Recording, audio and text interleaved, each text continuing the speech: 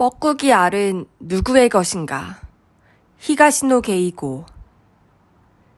히다가 호텔로 돌아온 것은 잠시 후면 날짜가 바뀔 즈음이었다. 가방을 내던지고서 윗도리도 벗지 않은 채 침대에 쓰러졌다. 오늘은 도모요의 단기 대학 시절의 친구들을 만나고 왔다. 대부분 나가오카 이외의 곳으로 시집을 간 탓에 본의 아니게 대이동을 해야 했다. 그러나 고생한 보람도 없이 수학은 거의 없는 거나 다름없었다. 다들 카자미가 태어난 19년 전쯤에는 이미 도모요와 연락을 주고받지 않은 듯했다. 그녀들은 도모요가 죽었다는 사실조차 모르고 있었다. 도모요는 어떻게 갓난 아기를 데리고 올 수 있었을까? 또 아기의 엄마는 누구일까? 가미조 노부유키와는 어떤 관계인가? 무엇 하나 대답을 찾을 수 없었다. 내일부터는 또 뭘 해야 하나 하고 머리를 두 손으로 감싸쥐었을 때 휴대전화가 울렸다. 누운 채로 전화기를 꺼내 발신자를 본 그는 얼굴을 찡그렸다. 유즈키였다. 네, 퉁명스러운 목소리로 전화를 받았다. 유즈키입니다. 늦은 시간에 죄송합니다. 무슨 일이야? 더는 내 주변에 어슬렁거리지 말라고 했을 텐데. 압니다. 하지만 꼭 물어봐야 할 일이 있어서요. 만날 순 없을까요? 거참 끈질기군. 날 좀 내버려 두라고 했잖아. 그럼 한 가지만 질문 드리겠습니다. 중요한 일이에요. 히다가 한숨을 쉬었다. 대체 뭐야? 히다 씨의 부인, 아니 카자미 선수의 어머니에 관한 일입니다. 그 말투가 거슬렸다. 무슨 뜻이지? 카자미 선수의 어머니는 어디 사는 누구이십니까? 왜 히다 씨 부인이 키우게 된 겁니까? 노크 소리가 났다. 히다는 누구인지 확인도 하지 않고 문을 열었다. 유즈키가 다소 긴장한 표정으로 서 있었다. 팔에 코트를 걸고 있다. 빨리도 왔네. 근처에 있었습니다. 히다 씨가 한시라도 빨리 이야기를 듣고 싶어 할 거라는 생각도 했고요. 유즈키는 입가에 의미심장한 미소를 머금고 있었다. 히다는 아무런 대꾸도 하지 않고 문을 활짝 열어 유즈키를 안으로 들어오게 했다. 지난번처럼 히다는 침대에 앉았다. 그리고 유즈키가 의자에 앉는 것을 보고서 말을 꺼냈다. 그래, 이제 이야기해보게. 실은 히다 씨 이야기를 듣고 싶은데요. 아까 전화에서도 말씀드렸지만 카자미 선수의 어머니가 어디 사는 누구이신지요. 그 아이의 엄마는 히다 도모요야. 죽은 내 아내. 유즈키가 미소를 머금은 채 고개를 저었다. 만약 히다 씨 생각이 정말 그랬다면 이렇게 늦은 밤에 저를 만나려 하지 않았을 겁니다.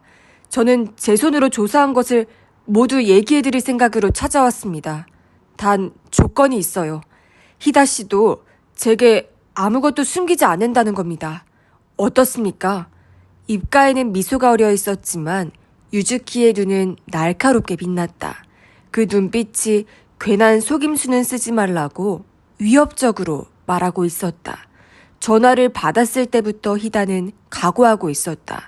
유즈키가 어림짐작으로 그런 말을 했으리라고는 생각되지 않았다. 뭔가 결정적인 근거를 포착한 것이 틀림없었다. 도대체 어디서 그런 것을 찾았는지 히다로서는 상상도 할 수 없었다. 이쪽은 전혀 성과가 없는 나날을 보내고 있는데 말이다. 역시 이 남자는 예사 물건이 아니라고 생각했다. 알겠네. 툭 터놓고 얘기하지. 일이 이렇게까지 되었는데 피차 눈치를 살펴야 별 의미도 없을 거고. 그렇게 하는 게 좋겠죠. 그럼 다시 한번 묻겠습니다. 카자미 선수의 어머니는 누구십니까? 히다는 입술을 핥았다. 천천히 눈을 깜빡이고서 대답했다. 난 모르네. 몰라요? 무슨 뜻입니까 그게? 말 그대로네. 터놓고 이야기하겠다고 했잖아. 아버지란 참 애처로운 존재라 아내가 당신 아이라고 하면 그대로 믿는 수밖에 없어. 그런데 아내가 죽은 후에야 그게 거짓말이었다는 것을 알았지. 내 아이가 아닐 뿐더러 아내 아이도 아니었어. 유즈키는 이해할 수 없다는 듯이 고개를 비틀었다. 대체 무슨 일이 있었던 겁니까? 거짓말이라는 건 또 어떻게 아셨고요? 그걸 말하기 전에 내가 한 가지 묻겠네. 자네야말로 어떻게 알았나? 당연히 그 점이 궁금하시겠죠. 유즈키는 윗도리 안주머니에 손을 집어넣어 사진 한 장을 꺼냈다. 며칠 전 히다의 파일에서 꺼내간 것이었다. 이 장소를 알아냈습니다. 아리마라고 하는 자동차 부품 회사 소유의 체육관이더군요. 당시 미사키 체조클럽이라는 민간 스포츠 교실이 있었는데 이 장소를 빌려 아이들에게 체조를 지도했다고 합니다. 체조클럽? 도모요가 거기를? 아니요. 안타깝지만 도모요 씨는 클럽에 다니지 않으셨습니다. 이 사진은 클럽에 다니는 친구가 연습하는 걸 보러 갔다가 찍은 사진인 것 같습니다. 친구라. 유즈키는 호텔의 메모지를 잡아당겨 거기에 볼펜으로 하타나카 히로에란 이름을 써서 히다에게 보여주었다. 난 잘 모르겠는데 도무요에게서 그런 이름을 들은 적이 없네. 그러시군요. 하지만 도모요 씨, 아니 히다 씨의 부인과 하타나카 히로에는 상당히 친한 사이였을 겁니다.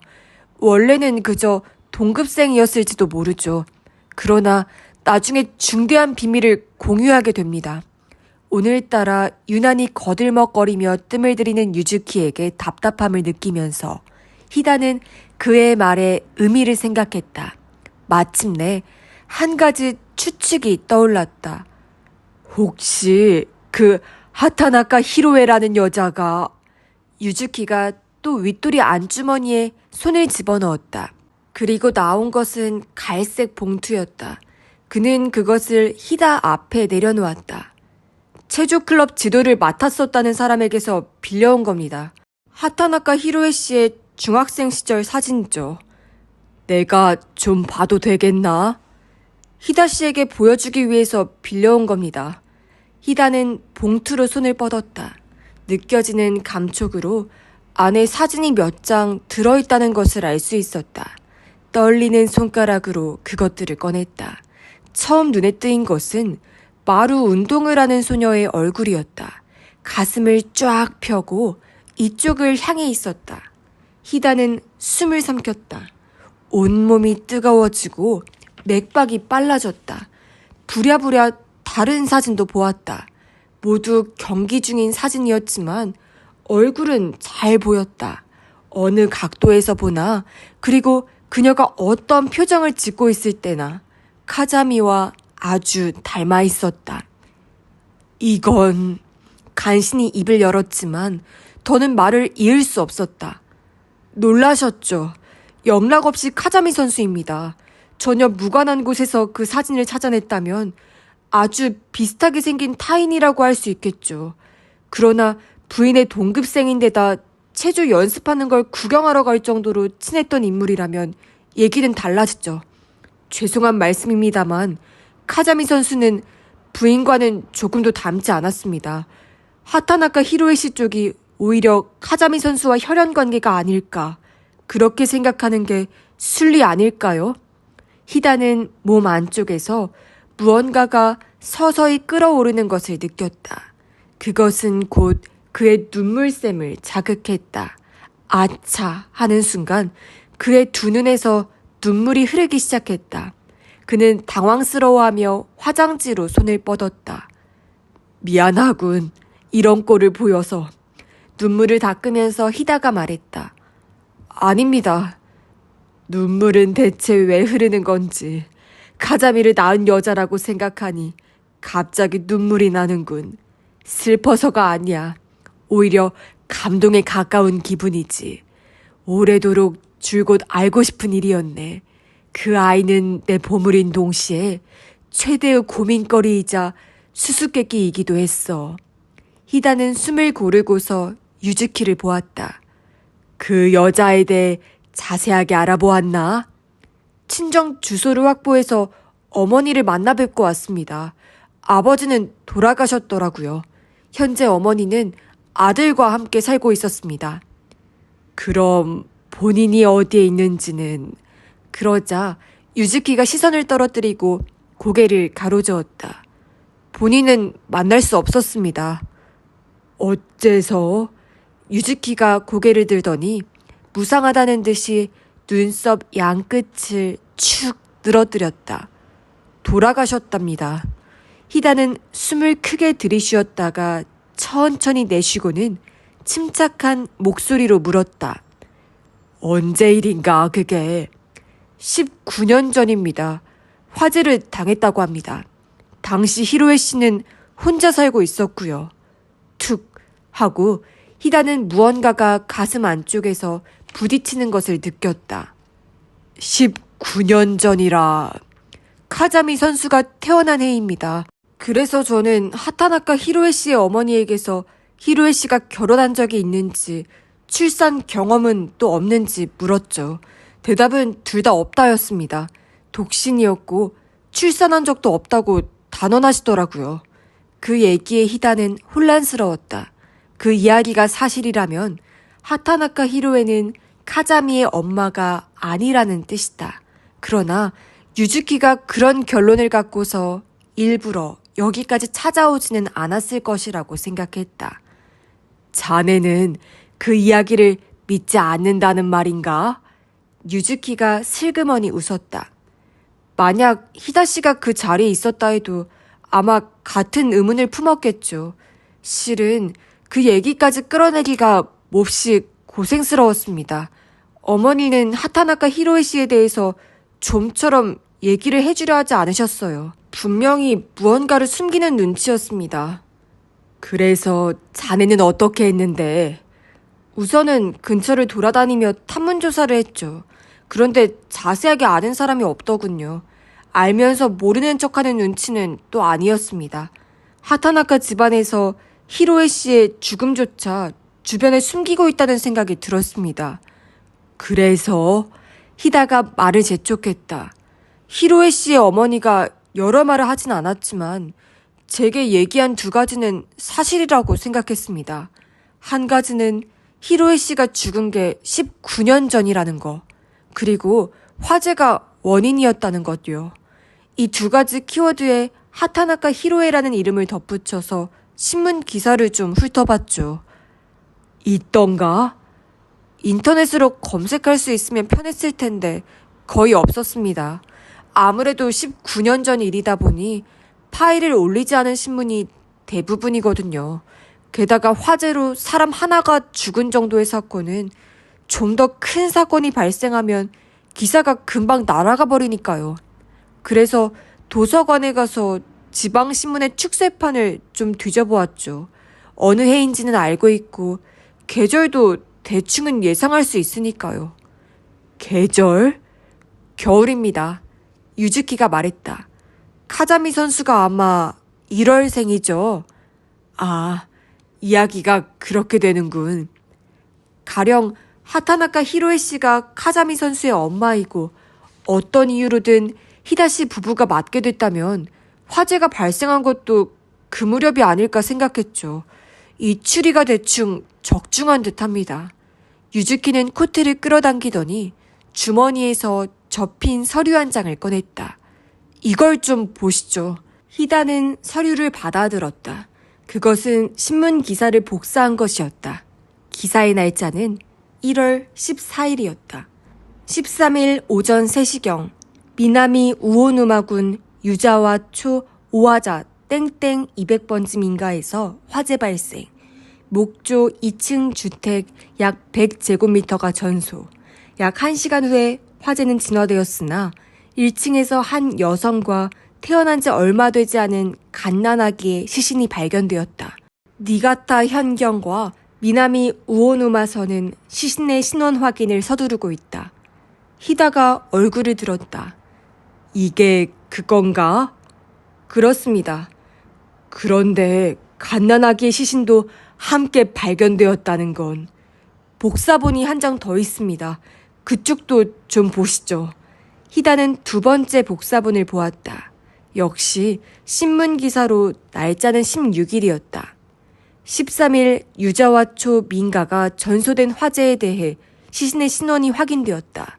발견된 시신의 신원은 나가오카시에 사는 하타나카 히로에 씨로 그 집에는 약 1년 전부터 살고 있었다고 한다.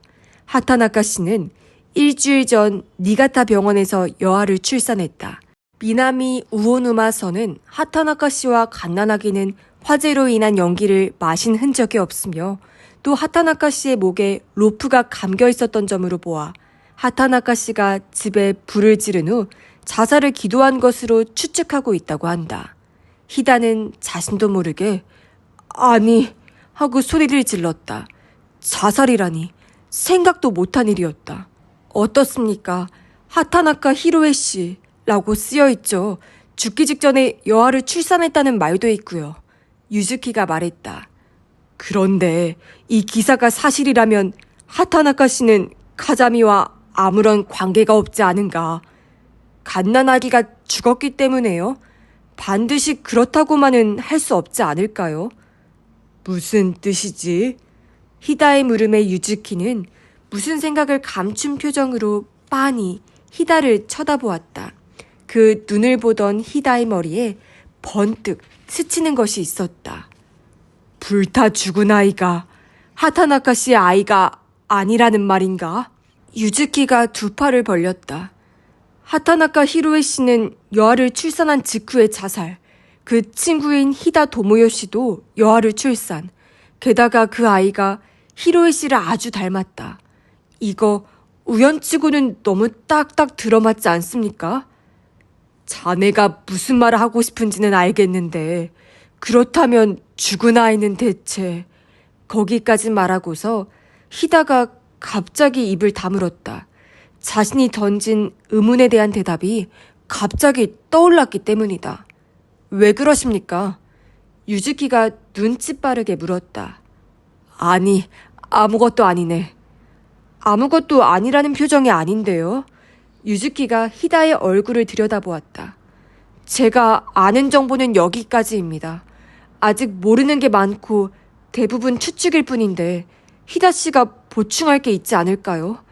아까 다 털어놓겠다고 하셨는데 진실이 뭔지 이제 말씀해 주십시오. 제가 도울 수 있는 일도 있을 겁니다. 굳이 말할 필요도 없는 거지만 이 건에 대해서는 절대 발설하지 않을 거고 희다 씨의 허락 없이 이야기하는 일도 없을 겁니다. 저를 좀 믿어주십시오.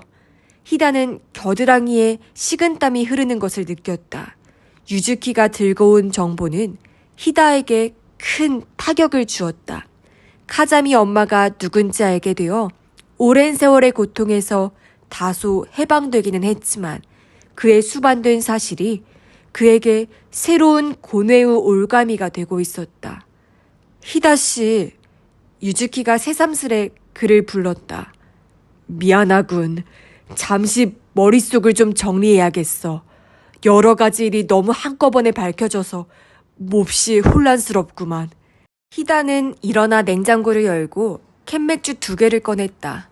마시겠나? 네, 그럼 저도. 희다는 유즈키에게 캔맥주 하나를 건네고 침대에 앉아 자신도 캔을 땄다. 꿀꺽 마시고는 크게 숨을 토해냈다. 자네 집념에는 당해낼 재간이 없군. 항복이야. 내가 그렇게 오래도록 알아내지 못한 걸 그렇게나 쉽게 밝혀내다니. 우연입니다. 이 치육관 사진이 없었더라면 아무것도 몰랐겠죠. 희다는 자조적으로 웃었다. 도모요가 체조를 한 적이 없기 때문에 이런 사진이 무슨 관계가 있으랴 하고 무심히 넘겼는데 카자미와 도모요가 피부치가 아니니 자네 조사도 물거품으로 끝날 거라고 예상했네, 난. 바로 그 점입니다. 희다씨, 오늘 밤 저도 놀랐습니다.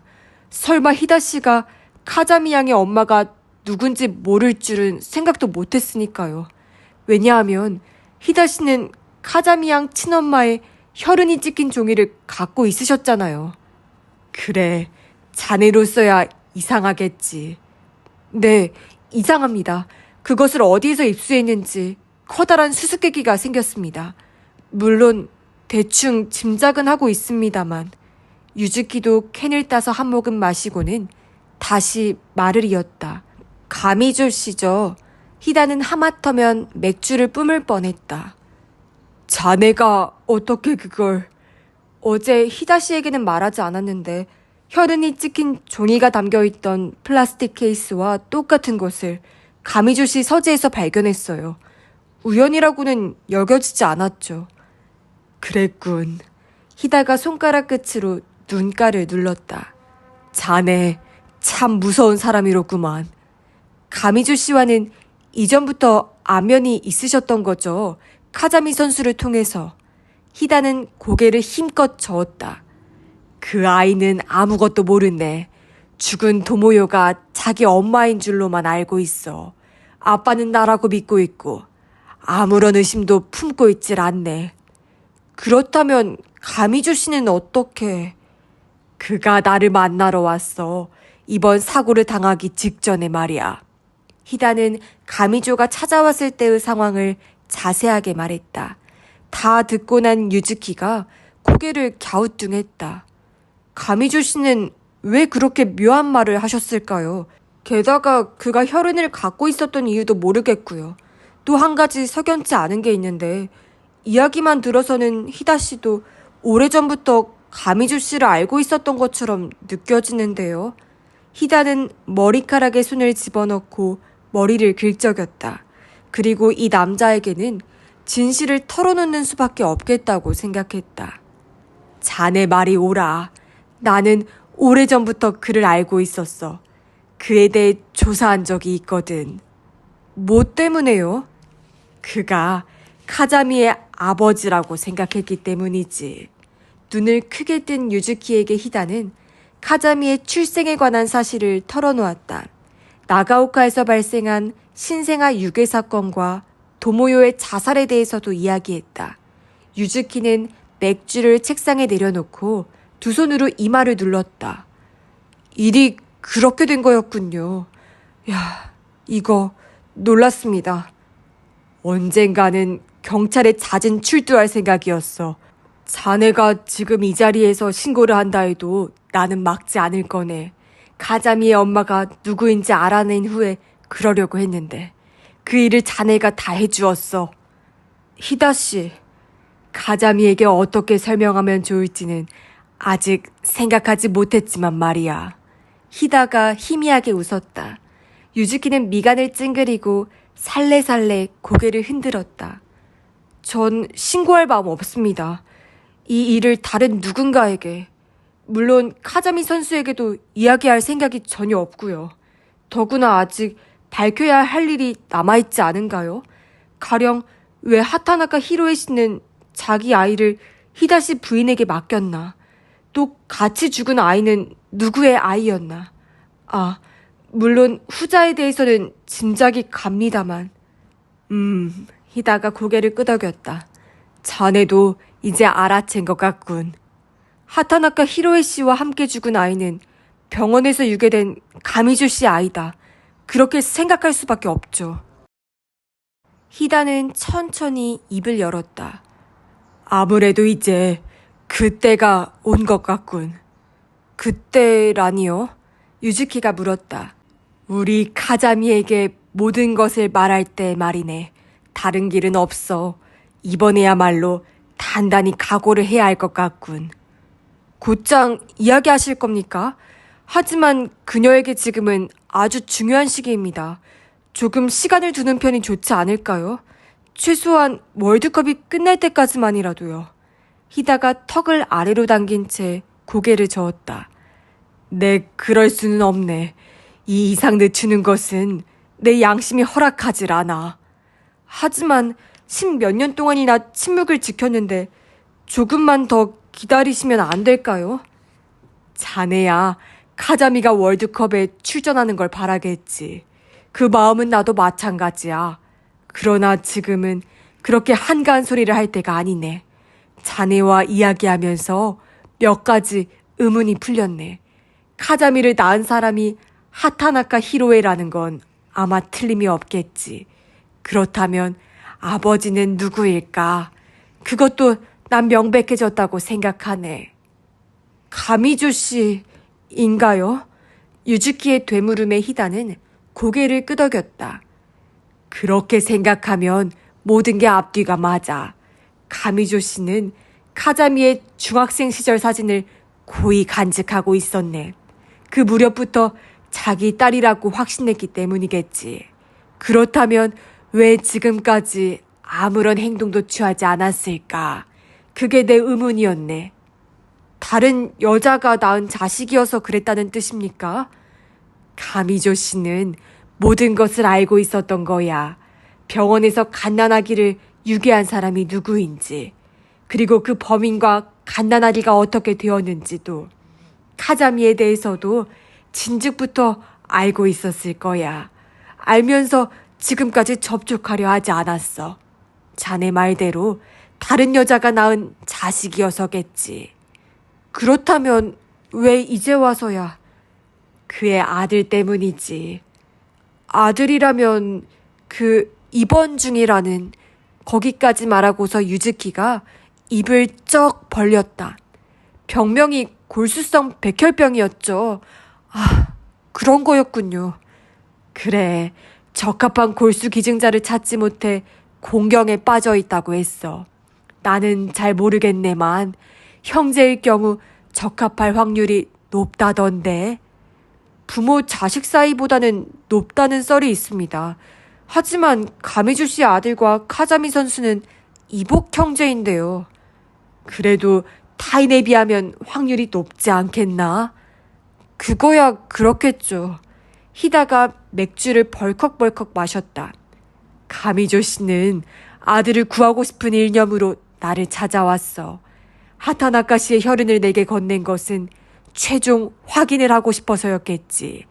또 나를 설득할 거리로 삼으려고 했는지도 모르고. 설득이라뇨? 아마 가미조 씨는 DNA 검사를 해서 혈흔의 주인과 카자미의 친자 관계가 밝혀지면 사실을 전부 내게 말하려고 했을 거야. 카자미에게 골수 검사를 받게 하려면 우선 나를 설득해야 할 테니까. 그럼 가미조 씨는 모든 진실이 밝혀질 것을 각오하고 있었다는 말입니까? 당연하지. 하나밖에 없는 아들이 죽느냐 사느냐 하는 마당에 히다는 빈 맥주캔을 꽉 눌러 찌그러뜨렸다. 그러니 한가한 소리 할 때가 아니라는 거야. 한시빨리 카자미에게 골수 검사를 받게 해야 해. 우물쭈물하다가는 가미주 씨 아들이 죽으면 나는 평생을 또 후회하게 될 걸세. 나조차고 구할 수 있는 목숨을 외면할 수는 없어. 그런 거군요. 유즈키가 고개를 숙였다. 무릎에 놓인 두 손을 꽉 쥐고 있다.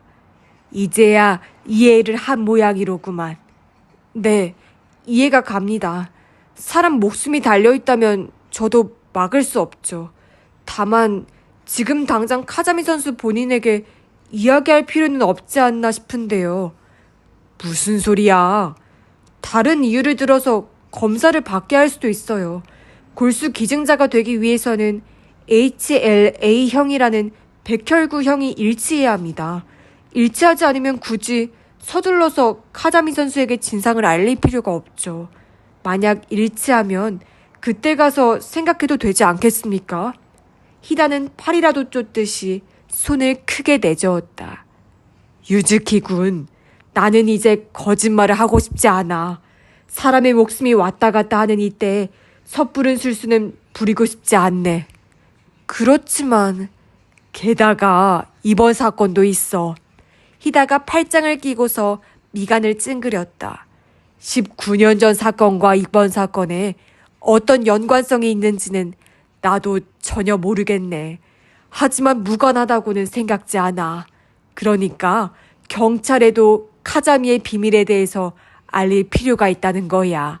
그렇게 되면 언젠가는 매스컴도 냄새를 맡을 테니 시끌시끌해지겠지. 그러기 전에 카자미에게 모든 것을 이야기하고 싶은 거야. 유즈키는 답답하다는 듯이 머리를 푹 묵묵 긁었다. 그래도 괜찮겠습니까? 희다 씨는 모든 것을 잃게 되실 텐데요. 어쩔 수 없지. 그래도 우리가 저지른 죄를 생각하면 무거운 벌은 아니야. 유즈키는 어깨를 축 늘어뜨렸다. 법률적으로 용서받지 못할 일일지는 모르겠지만 과연 벌을 받을 필요가 있을까요? 친엄마는 죽었고 아버지란 사람도 자기가 아버지라고 나서질 않았어요. 히다시 손에 자란 것이 카자미 선수에게 좋은 일이었는지 나쁜 일이었는지를 따져보면 대답은 분명합니다. 자네가 그렇게 말해주니 조금은 마음이 편해지는구만. 하지만 말이야, 그것 역시 우리 쪽에 유리한 해석이야. 남의 자식이라는 것을 알면서도 우리 호적에 올렸고, 게다가 오랜 세월 그 사실을 숨겨왔어. 진실을 안 시점에 경찰에 신고했다면 카자미는 다른 인생을 살았을지도 모르지. 그 인생이 지금보다 행복하지 않았을 거라는 말은 그 누구도 할 수 없네. 나와 내 아내가 그 아이의 인생을 뒤틀었을지도 모르는 일이라고. 뒤틀다니요. 그렇게만 말하고서 유즈키는 입을 다물었다. 나는 내일 홋카이도로 돌아가겠네. 가자미에게 어떤 식으로 이야기할지는 지금부터 생각해 봐야겠지. 아무튼 한시도 미룰 수 없어. 그것만은 확실하네. 히다 씨. 히다가 일어나 유즈키 쪽으로 손을 내밀었다. 고맙네. 자네에게는 감사하고 있어. 이건 괜한 말이 아니야. 내 진심이네. 자네가 없었더라면 나는 내일도 이 거리를 정처 없이 헤매고 다니겠지. 유즈키도 일어섰다. 그리고 히다의 손을 잡았다. 제가 공연한 일을 한 게 아니었으면 좋겠습니다. 그건 걱정 말게. 그리고 자네에게 한 가지 부탁이 있는데. 뭔가요? 다른 게 아니라 카자미를 부탁하네. 진실을 알았을 때 그 아이 마음의 상처가 얼마나 클지 나로서는 상상도 할 수 없지만 아무쪼록 옆에서 버팀목이 되어주었으면 해. 유즈키가 눈을 부릅떴다. 히다씨, 카자미 선수 앞에서 사라질 생각이십니까? 히다가 숨을 내쉬고는 유즈키의 손을 놓았다. 그게 그 아이를 위한 길이라고 생각하네. 물론 그것으로 다 끝나는 건 아니겠지만 여러 가지 절차도 밟아야 하니 간접적으로는 관계하게 될 거야. 호적을 어떻게 할지 정하는 것도 그런 일 중 하나고 만약 재판을 받아 그 아이 호적을 분리시켜야 한다면 그렇게 해야겠지. 아, 그러기 전에 우선은 경찰에 출두해야겠구만. 아무튼 더는 아버지인 척할 수 없어. 그러니 그 아이 앞에서 사라지는 게 좋겠네. 그렇게 되면 카자미 양이 외톨이가 되지 않습니까? 그러니 자네에게 부탁하는 거야. 자네는 나 이상으로 카자미를 잘 알고 있어. 그 아이가 자신의 출생에 대해서 알고 싶다고 하면 자네가 알려주게. 자네는 그 아이의 할머니 되시는 분도 만났으니 말이야. 유즈키가 고개를 저었다. 그녀에게는 히다 씨가 필요합니다. 히다 씨가 사라지면 그녀는 스키를 버릴 겁니다. 유즈키의 발언은 히다의 가슴을 찔렀다. 히다는 자신도 모르게 눈을 내리깔았다. 그럴지도 모르지.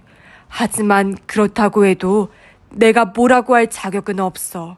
그 아이에게는 그 아이의 인생이 있으니까 말이야. 내가 무슨 말을 하겠나. 난 카자미에게 아무것도 아닌 사람이야. 무슨 그런 말을. 그러나 만약 스키를 계속해준다면. 그렇게 말하고서 히다는 눈을 감고 머리를 저었다. 아니지, 아니야. 그 아이에게 뭘 기대할 권리가 내게는 없지. 유즈키는 뭐라 대꾸하지 않았다. 그는 카자미가 스키를 포기할 경우 발생할 손실을 걱정하기보다는 히다와 카자미 문제를 어떻게 해결할 수는 없을까를 고민했다. 미안하지만 이제 혼자 있고 싶군. 아, 네, 죄송합니다. 유즈키가 문으로 향했다. 그러다 이내 걸음을 멈추고 돌아보았다. 내일은 몇 시 비행기로?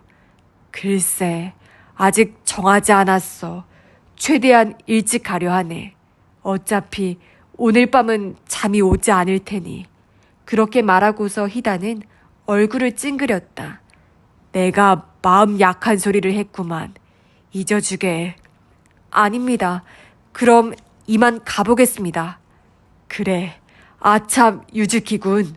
그렇게 불러세운 후 희다는 유즈키의 눈을 똑바로 보았다. 정말 고마웠어. 유즈키는 고개를 약간 숙인 후 문을 열고 나갔다. 희다는 냉장고에서 또 캔 맥주를 꺼내 침대에 걸터 앉아 마셨다. 어차피 취할 수 없을 거라 생각했지만 몸이 술을 원했다. 옆에 사진이 놓여 있었다. 유즈키가 깜빡 두고 간 하타나카 히로에의 중학생 시절 사진이다. 빌려왔다고 했으니 언젠가는 돌려주어야 할 것이다. 희다는 손가락을 침대 시트에 닿고서 사진을 집어들었다. 보면 볼수록 카자미와 닮았다. 몸집도 똑같다. 유즈키가 한눈에 알아볼 만하다. F 패턴 유전자를 갖고 있는 자는 몸의 균형 감각이 뛰어나기 때문에 체조의 적격이라고 했던 유즈키의 말이 떠올랐다. 이 사진은 그의 가설이 옳다는 것을 증명해주고 있었다. 희다는 숨을 내쉬고는 피식 웃었다. 자조적인 웃음이었다. 가당치도 않은 도둑이다 하고 생각했다. 타인에게서 아이를 훔쳤을 뿐만 아니라 그 아이를 스키 선수로 키웠다. 그녀가 좋은 성적을 올릴 수 있는 것은 자신의 지도가 훌륭했기 때문이라고 자만했다. 그런데 실제는 그렇지 않았다. 그녀는 친부모에게서 물려받은 재능을 꽃피웠을 뿐이다. 나는 카자미의 재능이 이루어낸 것까지 차지하려고 했다. 희다는 마시던 맥주캔을 벽에 내던졌다. 안에서 맥주가 쏟아져 바닥을 적셨다. 그러나 그건 거들떠 보지도 않은 채 두 손으로 머리를 움켜쥐었다. 유즈키는 전화벨 소리에 눈을 떴다. 머리맡에 놓아둔 휴대전화기로 손을 뻗으면서 시계를 보았다. 오전 10시가 조금 지났다. 아직도 자고 있나? 전화를 받자마자 고타니의 언짢아 하는 목소리가 들렸다. 나갈 준비를 하고 있는데요. 무슨 일이십니까? 무슨 일입니까? 보아하니 도경이 움직이기 시작한 걸 모르는 모양이구만. 도경이 뭐라고요? 오늘 아침 일찍 KM건설 사무실을 압수수색한 모양이야. KM건설을요? 뭐 때문에요? 그걸 알면 내가 이렇게 전화를 걸었겠나? 죄송합니다. 다른 일로 바빠서. 희다의 아내와 스포츠 유전자 건은 뒤로 미루게. 아무튼 정보를 수집해 정보를. 알겠나? 알겠습니다. 뭐라도 알게 되면 바로 연락드리죠. 전화를 끊은 후 유즈키는 텔레비전을 켰다. 하지만 KM건설 압수수색에 관한 뉴스는 없었다. 침대에서 나와 욕실로 갔다. 머리가 약간 무거운 것은 어제 밤 늦게까지 위스키를 마신 탓일 것이다. 희다도 잠이 오지 않을 거라고 말했지만 유즈키 자신 역시 편히 잘 수 있는 심경은 아니었다. 차가운 물로 세수를 하고 거울을 보았다. 얼굴이 조금 부어 있었다. 눈도 빨갛다. 그러나 희다의 초췌함은 그 이상일 거라고 상상했다. 한숨도 자지 못한 채 그대로 비행기를 탔을지도 모른다. 아침을 간단히 먹고서 호텔을 나왔다. 정보를 수집하라고 했지만 유즈키가 찾아갈 수 있는 곳은 한 군데밖에 없다. 전화기를 꺼내 가미조 세스코에게 전화를 걸어보았다. 전화는 바로 연결되었다. 네, 하는 침울한 목소리가 들렸다. 유즈키입니다. 지금 통화 괜찮으신지요?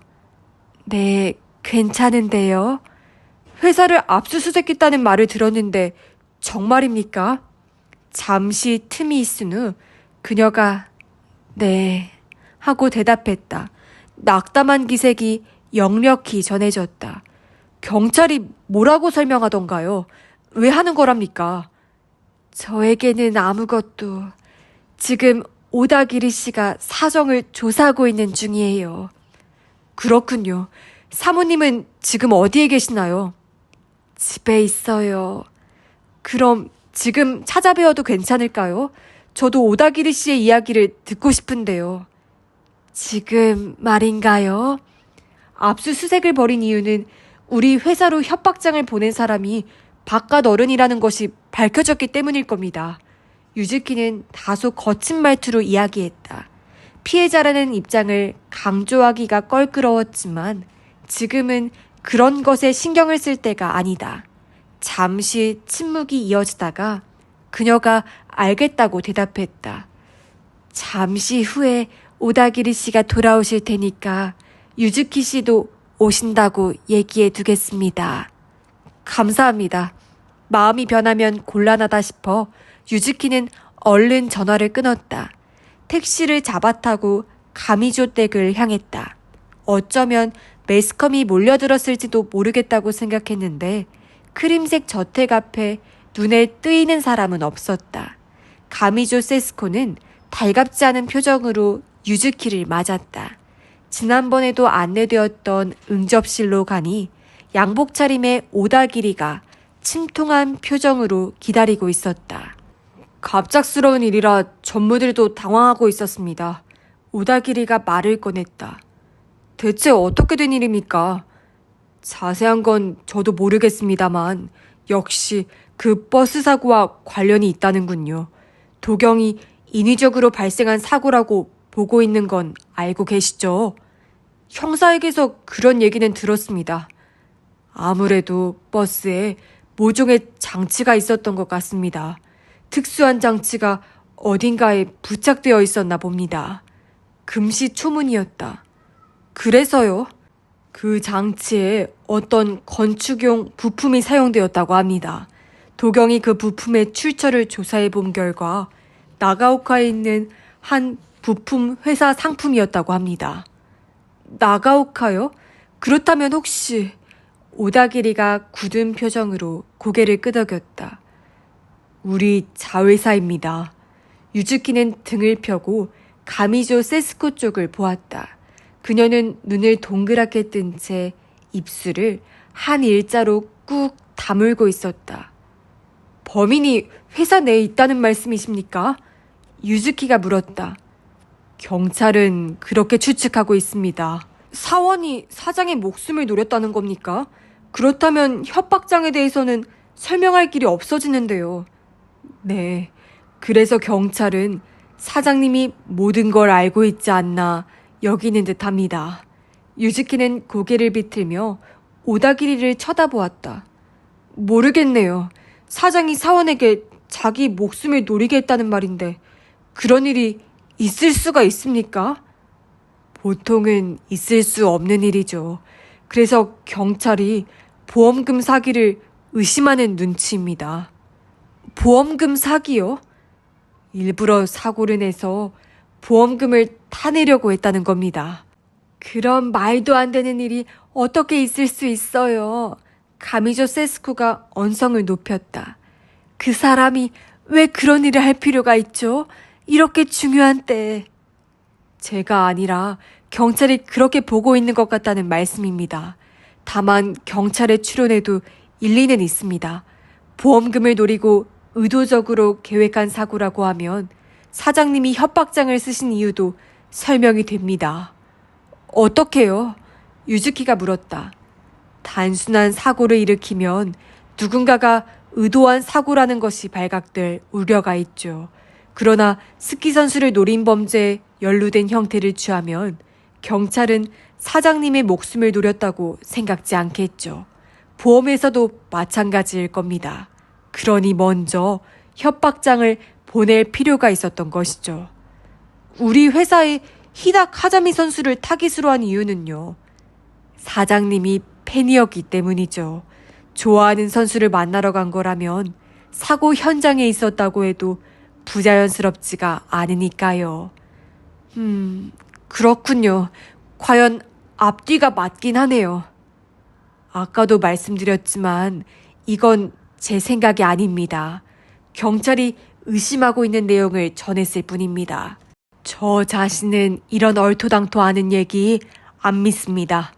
나 역시 믿지 않는다고 말하고 싶지만 유즈키는 참았다. 그는 가미조가 삿포로에 간 이유를 누구보다 잘 알고 있다.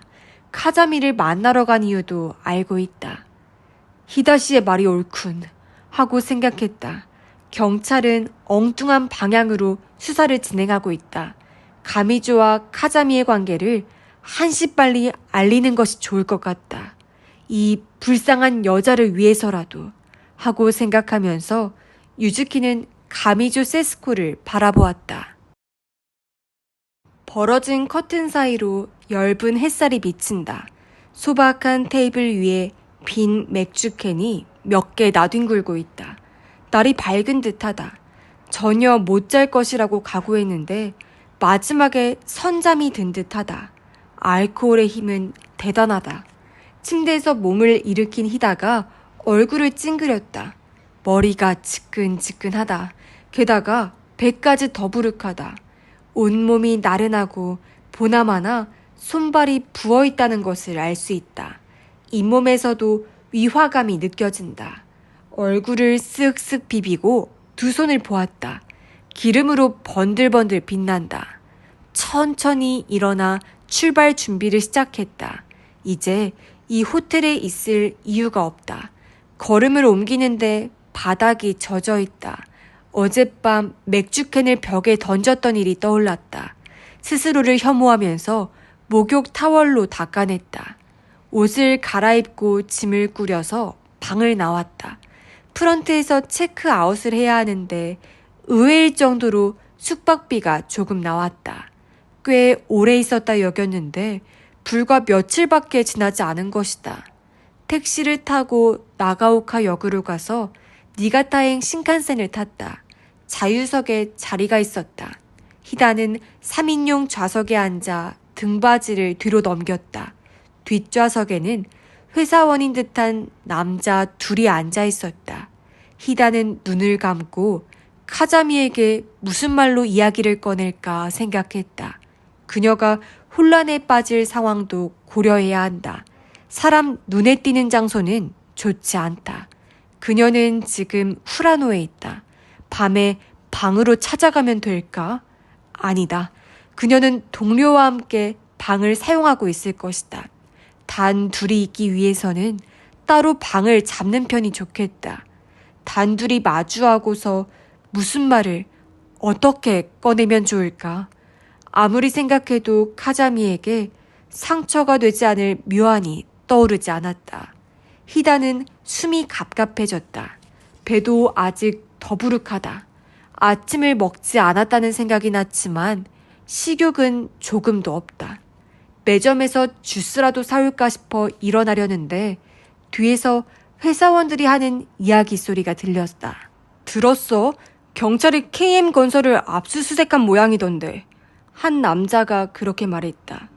KM건설, 압수수색, 어느 쪽이나 히다가 흘려들을 수 있는 단어가 아니었다. 그는 쫑긋 귀를 세웠다.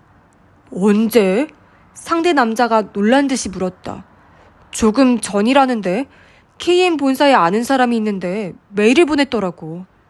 무슨 짓을 한 건데 그 회사?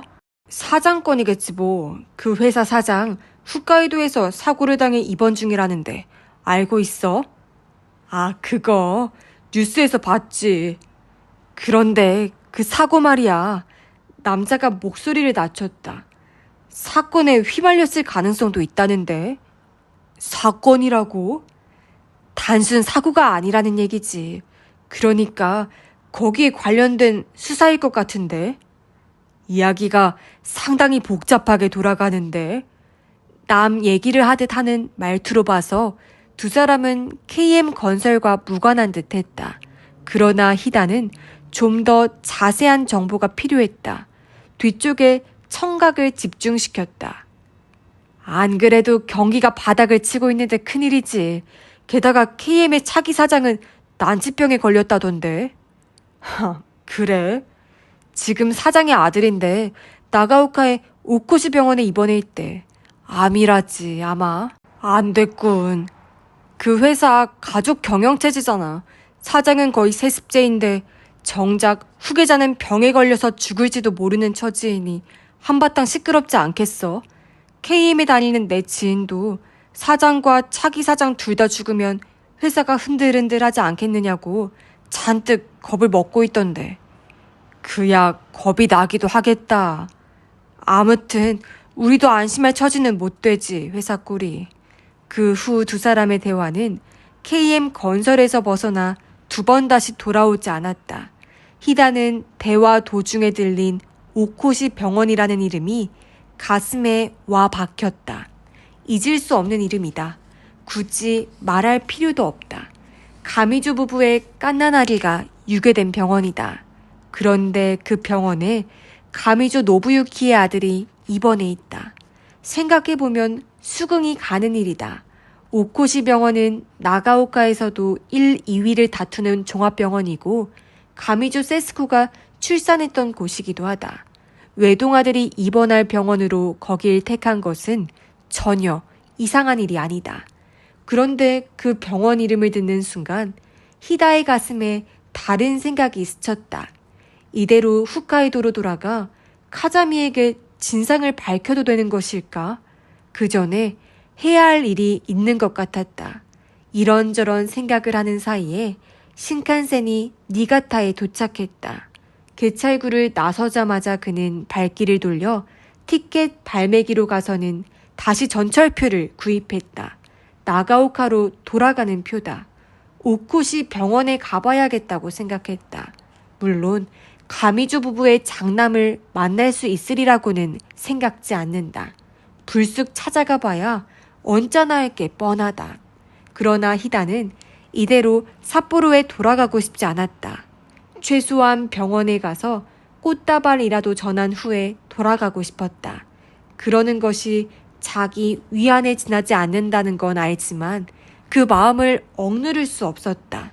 나가오카 역으로 돌아간 히다는 꽃다발을 사서 택시를 탔다. 과거에 몇 번 오간 적이 있는 길이었다. 오코시 병원은 몇 년 전에 왔을 때와 별반 달라진 게 없는 회색의 느낌이 육중한 건물이었다. 불안한 마음으로 찾아온 환자들 눈에는 듬직하게 비칠 것이다. 지금까지 히다는 이 병원이 카자미가 태어난 것이라고 믿고 있었다. 19년 전에 이 병원에서 유괴된 후 우여곡절을 거쳐 자신들이 키우게 되었다고 생각했다. 그런데 지금은 카자미의 이복 오빠가 입원해 있는 장소로 보고 있다. 히다가 모든 것을 고백하면 목숨을 구할 수 있을지도 모르는 인물이다. 히다는 천천히 걸었다. 정면 현관을 지나자 바로 오른쪽에 안내 카운터가 있었다. 면회를 온 듯한 여자가 하얀 가운을 입은 여직원에게 뭐라고 묻고 있다. 히다는 그 여자가 물러나기를 기다렸다가 카운터로 다가섰다. 가미조 씨의 아드님이 입원해 있을 텐데요. 하고 물어보았다. 가미조 씨는 4층에 계세요. 410호실입니다. 지금은 면회가 가능합니다. 담당 여직원이 컴퓨터 화면을 보면서 대답했다. 아니, 만나지 않아도 됩니다. 이걸 전해주시기만 하면 되는데요. 히다가 꽃다발을 보여주었다. 꽃다발을요? 네, 이걸 전하러 왔을 뿐입니다. 담당 여직원이 하며 고개를 끄덕였다. 그럼 4층 간호사실에 가서 문의해주세요. 안내 창구에서는 맡아드릴 수 없습니다. 아, 그런가요? 죄송합니다. 라며 담당 여직원이 머리를 숙였다. 할 수 없이 히다는 엘리베이터를 탔다. 4층에서 내려 복도를 따라 조금 걸어가니 간호사실이 나왔다. 안에 간호사 3명이 있었다. 그중 한 간호사가 그를 보더니 문을 열고 나왔다. 면회 오신 건가요? 아닙니다. 이 꽃다발을 가미조 씨 방에 전달해주면 고맙겠는데요. 가미조 씨요? 간호사가 당황하는 기색을 보였다. 안 만나셔도 되나요? 네, 실은 안면이 없습니다. 아버님 쪽에 신세를 많이 진 터라. 간호사가 주저하는 표정을 짓다가 갑자기 희다 뒤쪽으로 시선을 옮겼다. 아, 마침 잘 됐네요. 이분이 가미조 씨에게 꽃다발을 전해드리러 오셨다는데요. 희다가 돌아보았다. 20대 중반으로 보이는 머리 긴 여자가 다가오고 있었다. 그녀가 희다 쪽으로 인사를 건넸다. 저 가미조 씨의 친척분 되시나요? 희다가 그녀에게 물었다. 아니에요. 상무님의 연락을 담당하고 있어요. 그녀는 오구라 구니코라고 자신을 소개했다. 상무란 가미조의 아들을 가리키는 것 같다. 저는 이런 사람입니다. 희다가 명함을 내밀었다. 그런데 그의 이름을 보고서도 오구라 구니코는 별다른 반응을 보이지 않았다. 이상한 질문이라고 생각하실지도 모르겠는데 가미조 노부유키 씨가 삿포로에 가신 이유에 대해서 뭐라고 들으셨습니까? 그가 물었다. 저는 사장님이 어느 스키 선수를 만나러 가셨다고 밖에는 듣지 못했어요. 사장님이 옛날부터 팬이었던 선수라고 하던데요. 그 스키 선수가 실은 제 딸입니다. 희다의 말에 그녀의 눈이 동그래졌다. 어머, 그러세요? 그런 관계도 있고 해서 가미조 노부유키 씨를 면회하러 갔었죠. 그때 사모님께 아드님도 입원 중이라는 말을 들었습니다. 그래서 마침 이쪽에 볼 일이 있어서 왔다가 꽃다발이라도 전하고 싶은 마음에. 그러시군요. 그럼 제가 전해드릴게요. 직접 전해드리는 게 가장 좋겠지만 지금 상무님의 상태가 별로 좋지 않으세요. 네, 괜찮습니다. 꽃다발만 두고 그냥 돌아갈 생각이었습니다. 신경 쓰지 마세요. 죄송합니다. 이 꽃다발은 꼭 전해드릴게요. 오구라 구니코가 꽃다발을 받아들고 거기에 조금 전에 희다에게 받은 명함을 끼웠다. 그녀의 배웅을 받으며 희다는 엘리베이터를 탔다. 아주 조금이나마 속이 후련해진 듯한 기분이었다. 물론 움직이기가 버거울 정도로 몸도 마음도 무거운 건 마찬가지였지만 택시를 타고 나가오카 역으로 되돌아갔다. 니가타에서는 삿포로행 비행기가 저녁 때까지 없다는 기억이 났다. 그때까지 뭘 하며 지내나 생각하고 있는데 가슴 주머니에서 휴대전화가 울렸다. 발신자 번호가 모르는 것이었다. 네 하며 받았다. 여보세요. 저 죄송합니다. 아까 뵌 오구라 구니코라고 해요. 아, 네. 무슨 일이신지. 희다는 자기도 모르게 전화기를 꽉 쥐었다. 꽃다발을 보낸 것이 문제라도 되었나 생각했기 때문이다. 지금 어디 계세요? 나가오카 역입니다. 예정된 일정이 있으세요? 비행기로 삿포로에 돌아갈 생각인데요. 몇 시 비행기신가요? 오구라 구니코는 잇따라 질문했다. 4시 반 비행기입니다. 그럼 아직 시간이 있네요. 그때까지 뭘 하실 건가요? 아니, 딱히 정해놓은 건. 아, 그러세요? 그녀가 안도하는 기색이 전해졌다. 저 무슨 일이라도 희다가 물어보았다. 실은 꽃다발을 상무님께 보여드렸더니 희다 씨를 꼭 뵙고 인사를 하고 싶다고 하셨어요. 네? 아드님이요? 네, 무리한 부탁을 드려서 죄송합니다. 다시 한번 병원으로 와주실 수 있을까요? 못하시면 차를 보내드리겠습니다. 아니요, 그렇게 신경 쓰지 않으셔도 됩니다. 하지만 저는 아드님과는 전혀 안면이 없는데요. 그래서 더욱이 만나 뵙고 싶다고 하세요. 불편하시겠지만 환자의 부탁이니 들어주시면 안 될까요? 오구라 구니코의 말투에 힘이 들어가 있었다. 상당히 엄하게 지시를 받은 듯하다. 알겠습니다. 시간이 비어 어쩔까 하던 참이었습니다. 지금 바로 가겠습니다. 감사합니다. 기다리고 있을게요. 그럼 잠시 후에 하고서 전화를 끊은 후 희다는 고개를 갸웃거렸다. 뜻하지 않은 전개였다. 택시를 타고 병원으로 돌아갔다. 오구라 구니코가 정면 현관 앞에 나와 있었다. 이렇게 오시게 해서 정말 죄송합니다. 그녀가 머리를 깊이 숙였다. 저에 대해서 뭐라 말씀을 드리셨는지 희다가 물었다. 아무리 생각해봐도 가미조의 아들이 자신을 만나고 싶어하는 이유를 알 수 없어서였다. 희다 씨가 말씀하신 대로 전했어요. 그랬더니 당장 전화를 걸라고 하셔서. 그녀도 잘 모르는 듯 했다. 엘리베이터를 타고 4층에서 내렸다. 오구라 구니코가 복도 저 끝까지 걸어갔다. 문 위에는 가미조 후미야라고 적힌 명패가 붙어 있었다. 희다는 병실 안으로 발을 들여놓았다. 바로 앞에 조그만 테이블과 의자가 나란히 있고 안쪽에 침대가 있었다. 병원복 차림으로 윗몸을 일으키고 앉은 사람이 희다 쪽을 보고 있었다. 안색은 창백하고 두 뺨은 움푹 꺼져 있다. 눈썹이 없는 것은 항암제 때문일 것이다. 머리에는 하얀 니트 모자를 쓰고 있다. 아, 어서 오세요.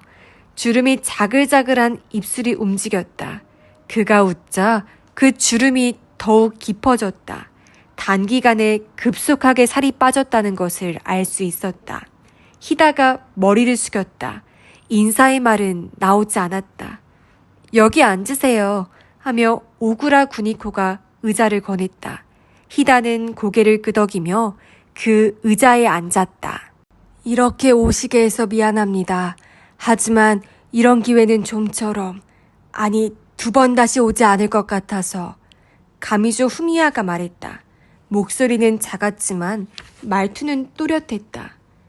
갑자기 정체 모를 자가 꽃다발을 보내서 혹 기분이 나쁘지는 않으셨는지 모르겠습니다. 무슨 말씀을요? 희다 씨라는 말을 듣고서 누구신지 금방 알았습니다. 그래서 오구라 양에게 어떻게든 오시게 하라고 지시한 겁니다. 가미조 후미야는 오구라 구니코를 한번 보고는 이내 희다 쪽으로 눈을 돌렸다. 잘 오셨습니다. 저야말로 이렇게 만나 뵙게 돼서 다행이죠. 가미조 후미야가 고개를 끄덕인 후 오구라 구니코에게 말했다. 잠시 자리를 비켜주지. 네, 하며 그녀가 병실에서 나갔다. 희다는 가미조 후미야의 손을 쳐다보았다. 눈길을 마주치기가 망설여졌기 때문이다. 그러나 그 손에서도 희다는 충격을 받았다. 잔 나뭇가지처럼 가늘었다. 그것도 다 말라 비틀어진 잔가지. 조금만 힘을 주어도 똑 부러져 버릴 것만 같았다. 자신이 카자미에게 진실을 얘기하면 이 사람의 목숨을 구할 수 있을지도 모른다. 그렇게 생각하자 가시방석에 앉은 기분이었다. 희다 씨에 대해서는 어머니에게 들었습니다. 아버지가 멋대로 따님을 만나러 가는 바람에 사고를 당한 일에 대해서는 희다 씨에게 아무런 책임이 없습니다. 그런데도 아버지를 면회하러 와주셨다고 어머니가 몸둘 바를 몰라 하더군요. 가미조 후미야는 온화하게 말했다. 움푹 꺼지기는 했지만 그 눈은 새끼 강아지처럼 온순했다. 아닙니다. 책임이 있고 없고가 아니라 팬이 사고를 당하셨으니 찾아뵙는 게 당연한 일이죠. 희다는 그렇게 대답했다. 볼이 뻣뻣하게 느껴졌다. 그래도 여기까지 찾아와 주시다니 놀랐습니다. 이쪽에는 무슨 볼일이라도. 네, 개인적인 일이 있어서요. 죽은 아내의 고향입니다. 그러시군요. 참 묘한 우연입니다. 가미조 후미야가 웃었다. 그러고는 이내 정색한 표정으로 돌아왔다. 실례지만 사모님은 언제 돌아가셨는지요? 벌써 한 16, 17년이 다 되었을까요? 그러시군요. 그럼 거의 남자 혼자 손으로 따님을 키우신 거나 다름이 없네요. 힘드셨겠습니다. 뭐 그럭저럭 지금까지 왔습니다. 고생이 얼마나 컸을지 짐작이 갑니다. 부하에게 조사를 해보라고 했더니 따님은 스키 선수로 아주 훌륭한 성적을 거두고 있으시더군요. 아버지와 딸이 서로 힘을 합해 노력해온 모습이 정말 감동적이었습니다. 감사합니다. 하며 히다는 머리를 숙였다. 기분이 복잡했다. 카자미를 키워온 일로 이 사람에게 칭찬받을 자격은 없다. 지금은 꼴이 이렇지만 저도 한때는 스포츠에 푹 빠져 지냈습니다. 가미주 후미야의 말에 히다는 겨우 고개를 들었다. 어떤 스포츠를? 야구였습니다. 투수였어요. 제 나름으로는 공의 속도도 제법 빨랐다고 생각하는데요. 실은 아버지의 영향입니다. 아버지가 야구를 좋아하셨어요. 그렇게 말하고서 그가 고개를 기울였다. 그런데 아버지가 스키에 관심이 있었다니 놀랐습니다. 겨울 스포츠와는 인연이 없는 분인 줄 알았는데 말이죠. 저는 스키는 체육 시간에 조금 해본 게 전부입니다. 이 고장에 살면서 겨울이 오면 해마다 눈 때문에 골치를 썩으니 일부러 스키장에 가는 사람의 기분을 알 수가 없었어요. 지역 사람들이란 되게 그런 법이죠. 지금에 와서는 후회스럽습니다. 조금 더 열심히 했으면 좋았을 텐데 하고요.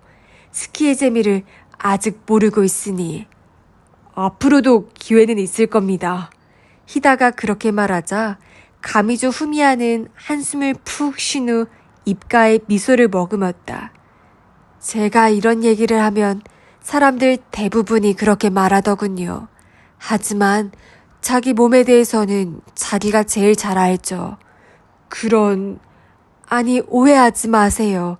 딱히 비관적으로 하는 말이 아닙니다. 오기가 나서 그러는 것도 아니고요. 저는요, 오래 산다고 다 좋은 건 아니라고 생각해요. 주어진 시간을 어떻게 사느냐 하는 게 더 중요하죠.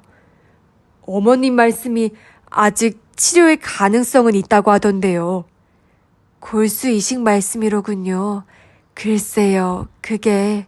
가미조 후미야는 야윈 어깨를 움츠렸다. 운에 달린 거라서 말이죠. 그 생각은 안 하기로 했습니다. 반드시. 히다는 입술을 핥으며 말을 이었다.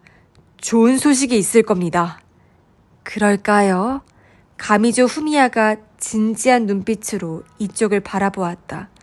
네, 그러니까 아무쪼록 희망을 버리지 말라고 말하려다 히다는 고개를 저었다. 미안합니다. 제가 무책임한 말을 했군요. 아닙니다. 그렇게 말해주시니 기쁩니다. 감사합니다. 그렇게 말한 후 가미조 후미야가 잔기침을 했다. 가슴을 누르며 괴로운 듯이 얼굴을 찡그렸다. 괜찮으십니까? 괜찮아요. 그가 가슴에 손을 댄 채로 웃음을 지어 보였다. 조금 피곤해진 것 같습니다. 이렇게 처음 뵙는 분과 오래 얘기를 나눈 게 오랜만인 탓인지도 모르겠군요. 히다는 얼른 의자에서 일어났다. 그럼 저는 이만. 미안합니다. 불쑥 이렇게 오시게 했는데. 괴념치 마세요. 그리고 부디 몸조리 잘하시기 바랍니다. 감사합니다. 라며 가미조 후미야가 머리를 숙였다. 그러고서 오른손을 천천히 내밀었다. 악수를 청하는 것이다. 히다는 부러질 듯 가는 손을 살며시 잡았다. 그 피부가 싸늘하고 메말라 있었다. 만나 뵙게 되어서 정말 다행입니다.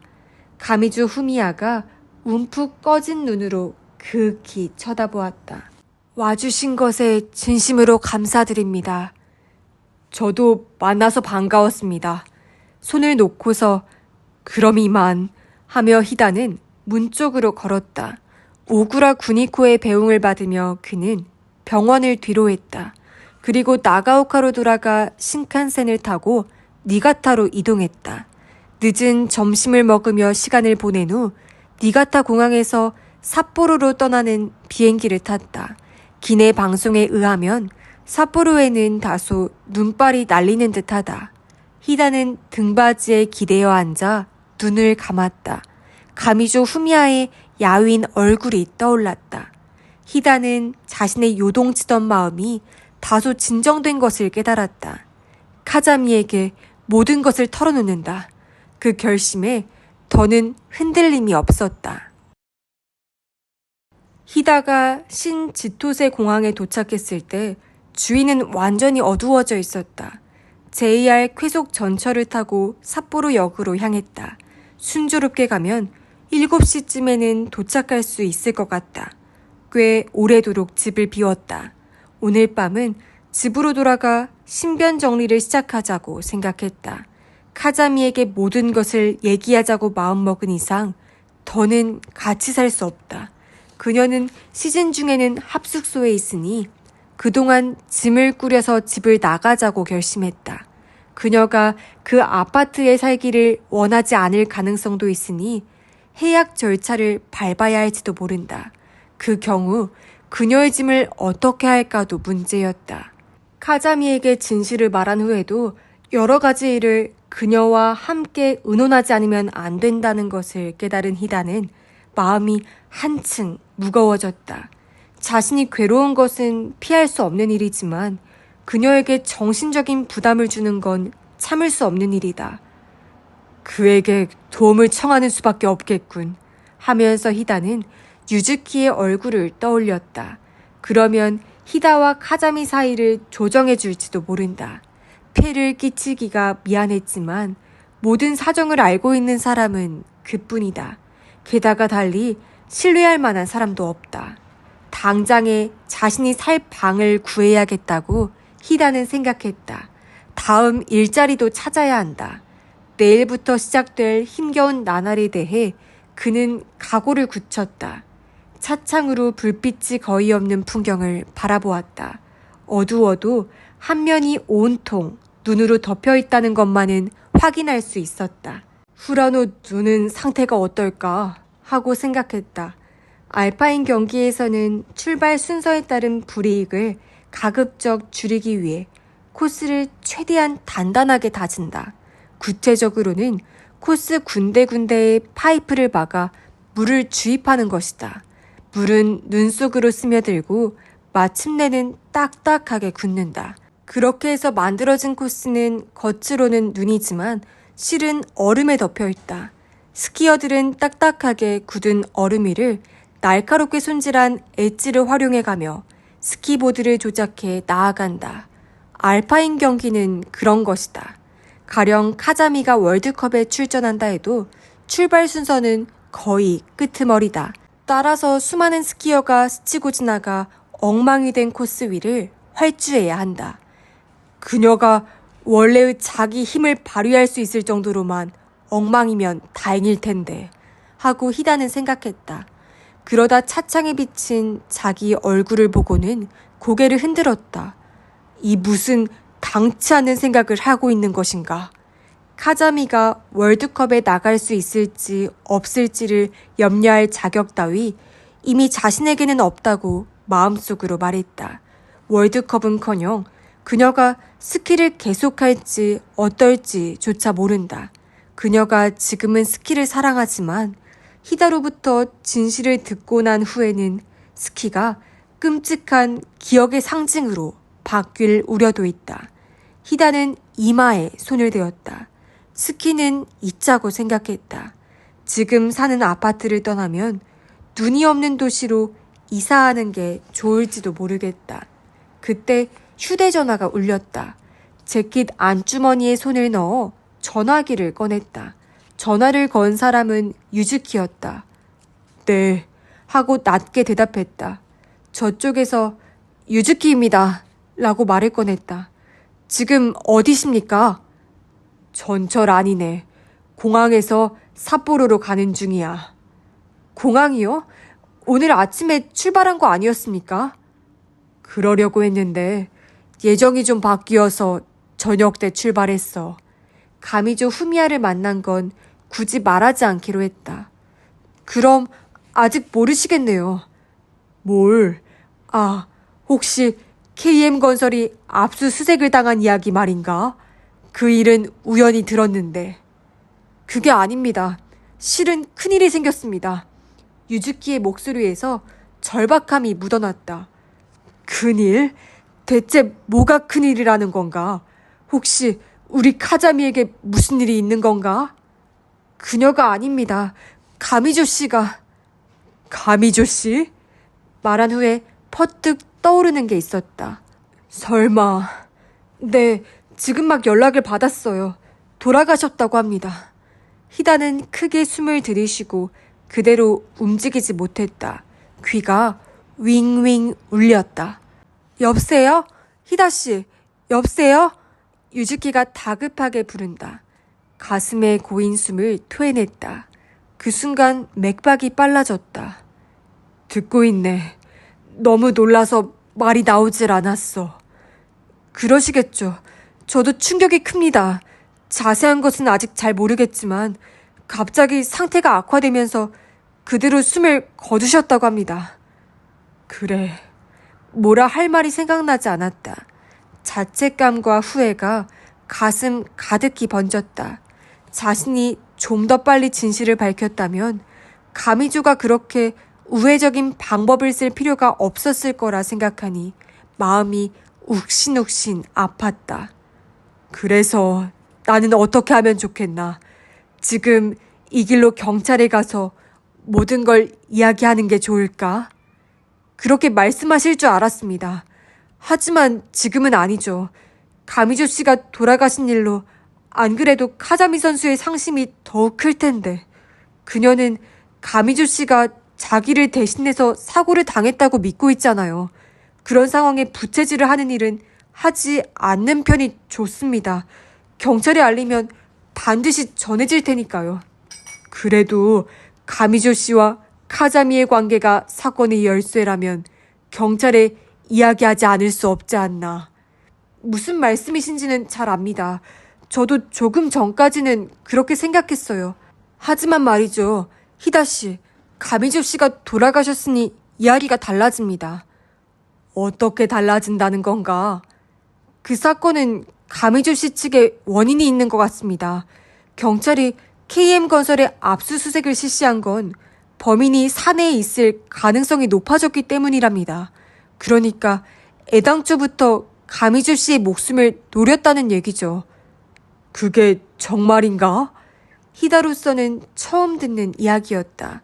유즈키 역시 압수수색에 대해 이리저리 들쑤셔서 알아냈을 것이다. 범인의 목적은 가미조 씨를 죽이는 것이었다. 그런데 가미조 씨가 지금까지 죽지 않았다. 그렇다면 이제 돌아가셨으니 뭐가 어떻게 변할지 한번 가늠해보면 어떨까요? 그러니까 경찰에 알리는 것은 일단 보류하는 게 좋겠습니다. 카자미 선수에게 이야기하는 것도 좀 더 수사의 방향을 지켜본 후가 좋지 않을까. 아니, 그건 안 돼. 자네에게 몇 번이나 말했지. 사람의 목숨이 걸려있다고. 우리 사정으로 구할 수 있는 목숨을 그냥 내버려둘 수는 없어. 하고 숨을 내쉬는 소리가 전화기에서 들렸다. 히다씨, 단단히 결심한 것 같군요. 사람으로서 옳다 여기는 일을 하고 싶을 뿐이야. 지금까지 잘못해왔으니까. 딱히 잘못이라고는 생각지 않는데요. 언제 이야기하실 생각이십니까? 전화로 얘기할 수는 없을 테니 오늘 밤은 안 되겠지. 내일 사무실에 나가서 잡무를 좀 처리한 후에 후란으로 갈 생각이네. 그러시군요. 알겠습니다. 그 목소리에서 낙담하는 유즈키의 모습이 전해졌다. 참 고집도 세시군요. 게다가 강인하시기까지. 강한 게 아니야. 그러니 앞으로 자네에게 도움을 청할지도 모르겠어. 알고 있습니다. 제가 할 수 있는 일이 있으면 뭐든 돕겠습니다. 고맙네. 전화를 끊은 뒤 히다도 깊은 한숨을 내쉬었다. 끝내 가미조가 죽고 말았다. 어떤 사정으로 누가 그의 목숨을 노렸는지 히다는 모른다. 하지만 그가 카자미 때문에 삿포로에 온 것만은 분명하다.